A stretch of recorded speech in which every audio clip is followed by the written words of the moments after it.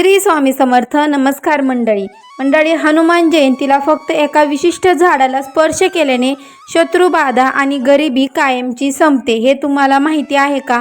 पण हा उपाय करण्यासाठी एक वेळ आणि एक खास नियम पाळणं खूप गरजेचं आहे. 2 एप्रिल 2026 हनुमान जयंती या दिवशी निसर्गातील एक विशिष्ट झाडामध्ये हनुमंतांची आणि साक्षात त्रिदेवतांची शक्ती सामावलेली असते. शास्त्रज्ञ सांगतात की या झाडाला फक्त स्पर्श केला तरी 7.5चा त्रास आणि शत्रूंचा नाश दूर होतो.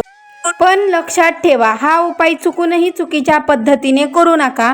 पिंपळाच्या पानावर काय लिहून हनुमानाला अर्पण केल्याने अडकलेले पैसे परत मिळतात आणि या झाडाला स्पर्श करताना कोणता एक मंत्र म्हणायचा आहे, या उपायाची संपूर्ण शास्त्रोक्त पद्धत आणि त्यामागील रहस्य मी आत्ता चॅनलवर अपलोड केलेला लॉंग व्हिडिओमध्ये सांगितलं आहे.